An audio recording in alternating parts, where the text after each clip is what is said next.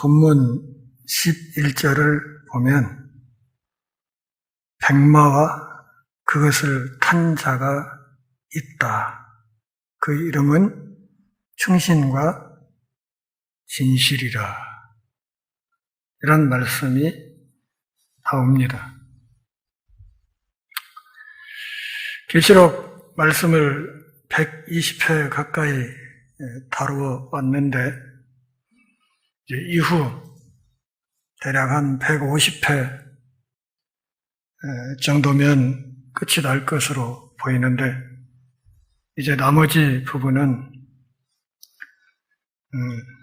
아주 즐겁고 재미있고 기쁜 이야기밖에 없습니다. 우리의 소망이 어떤 것인지, 이 땅에서 우리가 예수 믿는다는 것이 그것이 어떤 복인지를 남아있는 이 말씀을 통해서 분명하게 확인할 수 있을 것입니다. 본문에 백마 탄 사람이 등장합니다. 전에 제가 군대 생활할 때 3, 4단에 겨울에 수색대 요원 훈련 시킬 일이 있어서 3, 4단에 갔는데 3, 4단 이쪽 남쪽에는 오성산이 있고 오성산을 마주보는 북측 비무장지대 건너편 쪽에는 대성산이 있는데 그 대성산 위쪽 능선 쪽에 가끔씩 북한군 여사단장이 백마를 타고 나타난다 하는 이야기를 들은 적이 있습니다. 병사들에게 물었더니 좀 먼 거리라서 자세한 것은 안 보이지만 아무튼 굉장히 어디 있었다 이런 이야기를 하더군요.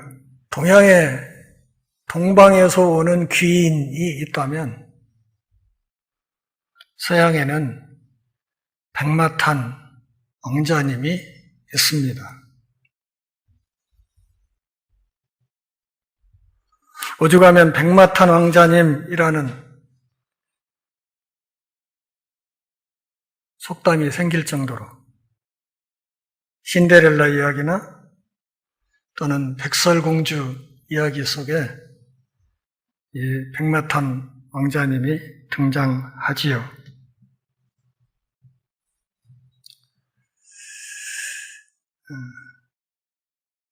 유전학적으로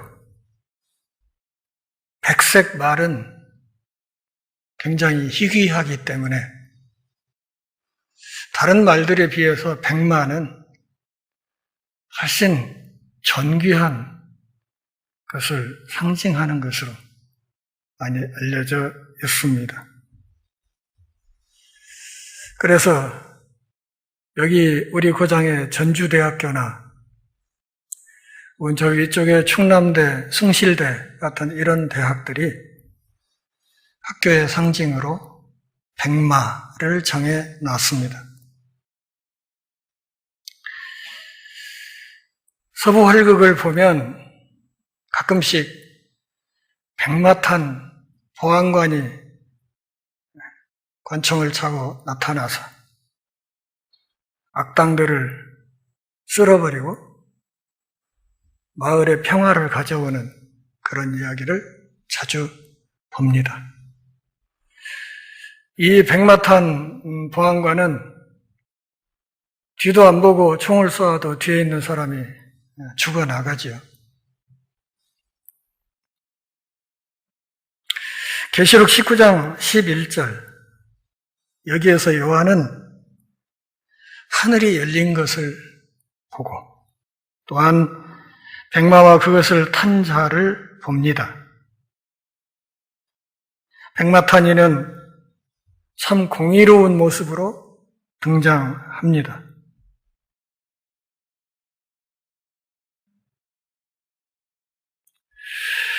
그동안 많은 사람들이 예수 그리스도를 참 좋으신 주님, 사랑의 주님, 이렇게 이야기를 하고 또 그렇게 많이 가르쳐 오고, 길을 가다가 어느 교회 밖에 이게 전광판, 광고판을 보면 하나님은 사랑이십니다. 하나님은 당신을 사랑하십니다. 이런 문구가 흘러가는 것을 가끔씩 봅니다. 참 점잖으신 예수님, 아주 온화하고 부드러우신 분, 이런 이미지가 오늘날 그리스도인들의 마음속에 굳어져 있어서 심판하러 오시는 주님, 정복하시는 주님, 용사이신 주님, 이런 이미지들은 사람들이 쉽게 받아들이기를 껄끄러워하는 경향이 있습니다. 전에 한번 말씀드렸죠. 오직 하나님의 사랑만을 극단적으로 강조하는 사이비 신학이 무엇이라? 신정통주의라, 그렇게 말씀드린 적이 있습니다. 하나님의 사랑만을 극단적으로 강조하고 그 반대편에 있는 하나님의 정의는 거의 말을 하지 않는, 천국, 부활, 영생 이런 것은 자주 이야기하지만 하나님의 공의로우신 심판은 전혀 말을 하지 않는, 지옥 설교하지 말라, 교인 떨어진다, 이런 이야기를 자주 하는 오늘의 우리 교회가 십자가의 진리를 어떻게 함부로 두 동강 내고 있는지를 알아야 합니다. 환희의 멋진 모습으로 영광 중에 오시는 이 누구신가? 전쟁터의 주인, 하나님의 군대이신 그분이 승리하셨도다. 계시록 끝부분 이야기가 우리에게 즐겁고 기쁘고 행복한 이야기로 끝나는 이유, 소위 말하는 행복한 결말로 인류의 역사가 마무리된다고 말하는데, 그 이면에는 바로 정복하시는 예수님, 승리하신 예수님, 용사이신 예수님의 사역이 있다 하는 것을 알아야 합니다. 그래서 요한은 오늘 본문에서 맨 먼저 메시아가 누구신가? 그분은 용사이시다, 이렇게 말합니다. 요즘 격투기 선수들 흔히 쓰는 표현으로 말하면 그분이 우주 최고의 챔피언이시다.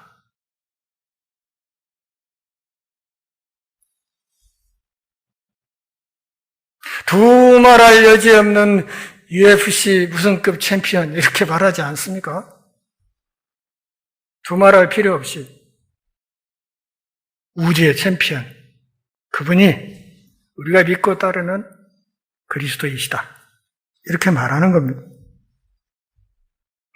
요한계시록이 교회 시대와 최후 심판을 그려내는 일련의 비전을 보여주고 있다는 것을 이제 우리는 잘 알고 있습니다. 일곱 인, 일곱 나팔, 일곱 대접 심판은 악을 억제하고 경고하고 마침내 처벌하는 복음 시대를 통틀어서 그리스도께서 통치하신다는 중요한 관점을 우리에게 제공했습니다.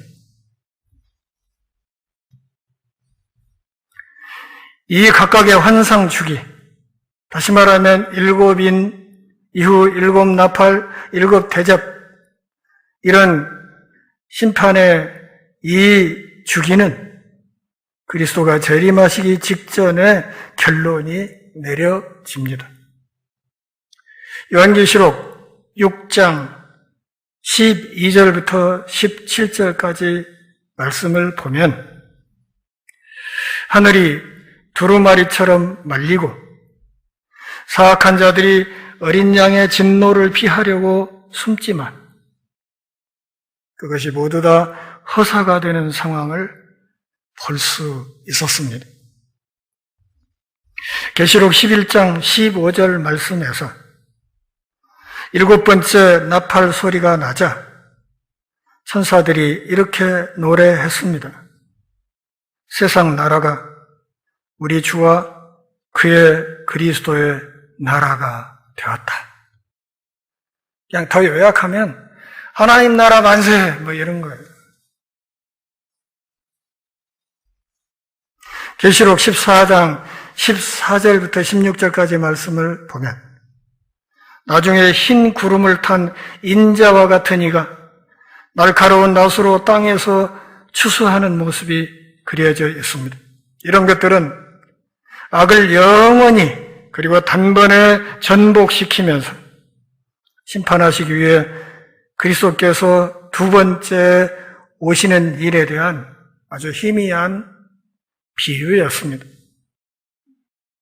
계시록 19장 11절에서 장막이 걷히자 요한이 이렇게 말합니다. 또 내가 하늘이 열린 것을 보니 보라 백마와 그것을 탄 자가 있다. 이제 더 이상 창문이나 출입문을 통해서 하늘을 들여다보지 않아도 되며 지금 이 시간 하늘 자체가 열리고 주님과 그의 천군이 달려 나오는 것을 보게 됩니다. 하늘에서 나오는 그리스도는 구약에서 예언되었던 용사이신 메시아이십니다. 이분은 홍해를 갈라 이스라엘이 통과하게 한 다음에 바로의 군대를 수장시키셨던 바로 그 구원자이십니다. 출애굽기 15장 3절에서 모세는 이렇게 노래했습니다. 여호와는 용사이시니 여호와는 그의 이름이시로다. 이분은 여호수아 5장 13절에서 여호수아 앞에 칼을 빼어 손에 들고 서 있던 분으로서 이어지는 5장 14절에서는 나는 여호와의 군대 대장이라고 선언하셨고 그러자 여호수아는 성육신 이전에 예수님께 경배하였습니다.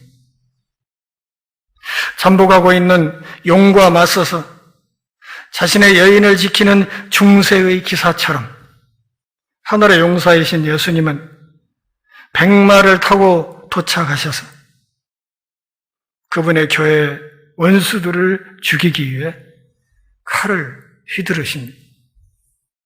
교회는 누가 지킨다? 그분이 지킨다. 그런 말이에요. 백마는 정복전쟁에서의 승리를 상징합니다. 처음 오셨을 때 예수님은 자신의 피로 희생 제물로 드림으로써 죄를 처리하셨습니다. 계시록 19장 11절을 보면 그분은 이제 영광 중에 다시 오셔서 공의로 심판하며 싸우십니다. 그러니까 처음 오셨을 때 그 연약한 어린아이의 모습이 아니라 그런 말이죠. 용사이신 메시아를 그린 요한은 이어서 이 정복자이신 메시아가 많은 관을 쓰고 계신다. 이렇게 말하고 있습니다. 그분이 왕관을 여러 개 쓰고 계신다. 이렇게 말하는 겁니다. 얼핏 보면 이 환상이 불신 세계의 심판을 가져오는 그리스도의 승리만을 보여준다고 생각하기 쉽습니다. 그러나 그리스도께서 많은 왕관을 쓰고 있기 때문에 그분이 오셔서 선포하는 그 승리에는 여러 측면이 있습니다. 예를 들어서 예수님은 그분의 십자가로 이미 정복하신 구세주로서 도착하십니다. 요한은 계시록 19장 13절에서 그분이 피 뿌린 옷을 입은 모습을 보고 있습니다. 일부 학자들은 그리스도의 옷에 원수들의 피가 튀어박혔다고 주장합니다. 주님을 화려한 의복을 입은 구원할 능력을 지닌 분으로 표현하는 이사야 63장 1절부터 6절까지 말씀 안에는 이런 주장의 근거가 담겨 있습니다. 그분이 포도즙 틀에서 튄 붉은 빛에 물든 모습으로 오시는 이유를 묻자 이렇게 대답하십니다. 내가 홀로 포도즙 틀을 밟았는데 내가 노함으로 말미암아 무리를 밟았고 분함으로 말미암아 짓밟았으므로 그들의 선혈이 내 옷에 튀어 내 의복을 다 더럽혔음이니. 그러나 이 피를 그 백성을 깨끗하게 하시기 위해 스스로 속죄의 피를 흘리신 그리스도를 나타내는 것으로 볼 수 있는 상당히 그럴듯한 이유들도 마찬가지로 있습니다. 계시록 19장 11절부터 13절까지 한번 같이 읽으실까요? 또 내가 하늘이 열린 것을 보니 보라 백마와 그것을 탄 자가 있으니 그 이름은 충신과 진실이라. 그가 공의로 심판하며 싸우더라. 그 눈은 불꽃 같고 그 머리에는 많은 관들이 있고 또 이름 쓴 것 하나가 있으니 자기밖에 아는 자가 없고 또 그가 피 뿌린 옷을 입었는데 그 이름은 하나님의 말씀이라 칭하더라. 여기에서 예수님은 그의 원수들과의 전투에 들어가기 전에 자신을 드러내십니다. 요한계시록 17장 14절 그리고 19장 14절 말씀을 보면 이 군대는 대속받아 모인 무리를 포함하고 있는데 그들은 자기들의 모든 죄를 위해 예수님께서 쏟으신 피 덕분에 희고 깨끗한 세마포 옷을 입고 예수님을 따르고 있습니다. 진실로 계시록 12장 11절 말씀에서 계시록은 성도들이 사탄인 용을 어린 양의 피로 정복했음을 강조하고 있습니다. 그분의 옷에 묻은 피는 그 승리가 실제로 거두어진 십자가 위를 항시 가리키고 있는 것이다.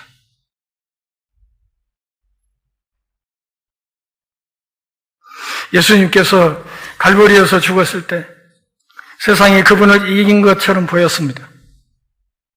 그러나 그분의 속죄를 상징하는 깃발을 그분이 들고 돌아옴에도 불구하고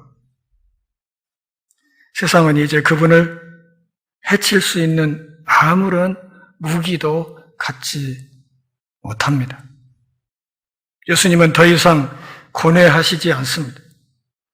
더 이상 로마인들의 채찍질로 몸이 찢길 수 없고 더 이상 십자가에 못 박히는 저주를 받을 수 없습니다. 그리스도는 여전히 희생적인 죽음의 표를 지니고 있습니다. 그리고 그분이 승리를 위해 그리고 원수를 갚기 위해 오실 때조차도 그분의 옷은 여전히 붉게 물들어 있는 것입니다. 정리하면 피 묻은 옷을 입고 오신 그분, 그 피가 예수님한테 심판당한 원수들의 피냐 아니면 십자가에서 죽으실 때 그분이 흘렸던 피냐 하는 학자들 간의 관점의 차이가 있지만 저는 후자로 본다 그런 말이에요. 그분이 심판하러 오실 때 예전에 십자가에서 흘렸던 그 피가 묻은 그 옷을 입고 백마를 타고 나타나신다 그런 말입니다.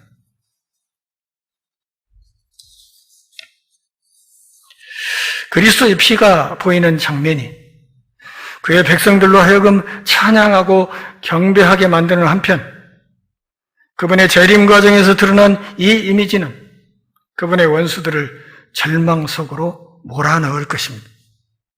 그래서 이미 우리가 살폈던 계시록 1장 7절 이 계시록의 서두에서 이렇게 썼습니다. 볼지어다 그가 구름을 타고 오시리라. 각 사람의 눈이 그를 보겠고 그를 찌른 자들도 볼 것이요 땅에 있는 모든 족속이 그로 말미암아 애곡하리니 그러하리라. 아멘. 누구도 본다? 그분을 십자가에 못 박고 그분의 옆구리에 창을 찔렀던 자들도 그분을 보게 될 것이다. 이렇게 이미 말하고 있었습니다. 그러니까 예수님이 백마를 타고 오시는데 그 옷에 묻은 이 피가 십자가에서 쏟으신 그분 자신의 피라고 보는 이유가 1장 7절 말씀에 있는 것입니다. 예수님은 하나님 아버지를 향한 복종에 기반한 그분의 언약적인 신실함으로 한층 더 정복해 나가십니다. 계시록 19장 11절 요한은 백마를 타신 분은 충신과 진실로 불린다는 것을 말하고 있습니다. 그분의 별명이 충신, 진실. 이 말은 그분이 지금 하시고 있는 이 심판은 정의롭다는 것입니다. 그분의 이 심판 아래서 억울한 사람은 없다. 그런 말입니다.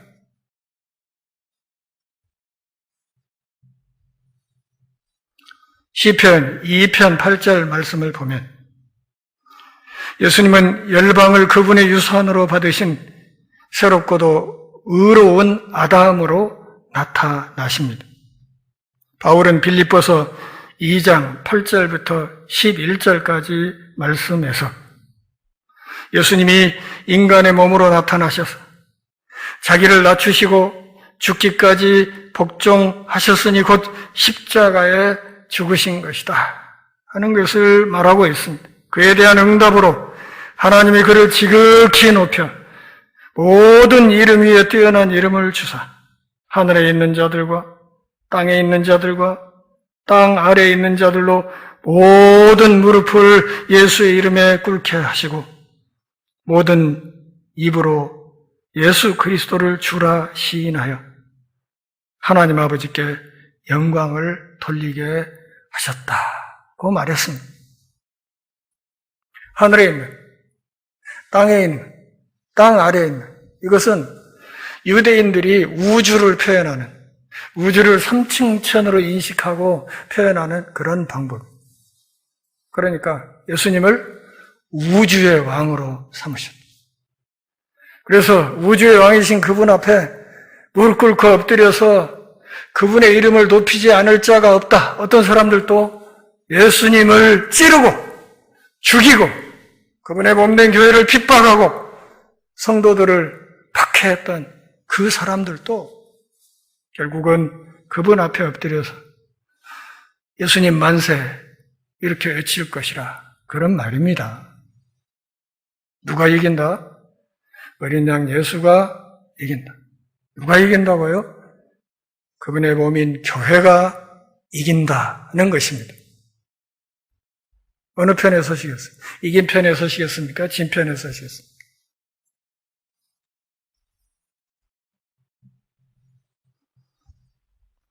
이사야 53장 12절에서 하나님은 예수님의 언약 성취적인 죽음의 결과로 내가 그에게 존귀한 자와 함께 몫을 받게 하며 강한 자와 함께 탈취한 것을 나누게 하겠다고 하셨습니다. 더욱이 그분의 말씀으로 정복하시는 모습으로 나타납니다. 계시록 19장 13절에서 요한은 그 이름은 하나님의 말씀이라 이렇게 친절하게 설명해 주었습니다. 여기서 하나님의 말씀은 예수님이 그분의 대속적인 정복을 위해 하나님의 뜻을 실행하는 그리스도의 권위를 의미하기 위해서 쓰인 것으로 보입니다. 계시록 5장은 오직 어린 양만이 하나님의 뜻이 담긴 두루마리를 열 수 있다는 것을 보여주었습니다. 예수님이 지금 하나님의 전능하신 판결을 휘두를 권리를 승낙받으신 것은 하나님의 언약을 성취시키는 그분의 의로움과 고난당하며 죽기까지 복종하신 것 때문입니다. 하나님의 임명을 받으신 신실한 메시아로서 예수님은 그분의 원수들을 향해 하나님의 최후의 심판을 선포할 관세를 지니신 우주의 왕이십니다. 그래도 아멘 안 해요.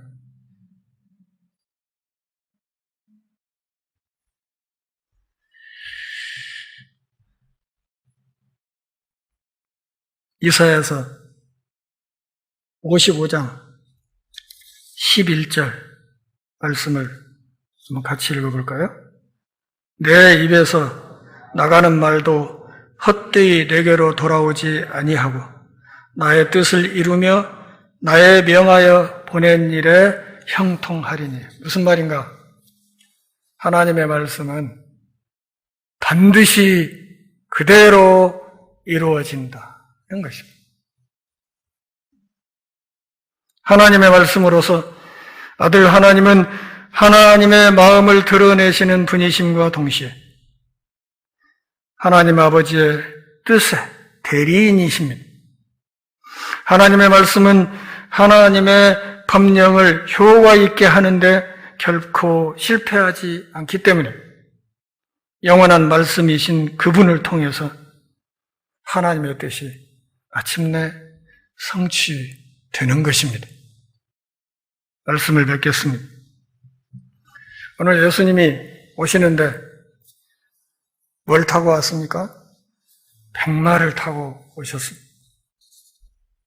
아주 영광스럽고 존귀하신 그리고 위엄이 있으신 분으로 백마를 타고 오시고 백마 타고 오셔서 뭐 하십니까? 싸우십니다. 싸우는데 그분이 이기십니다.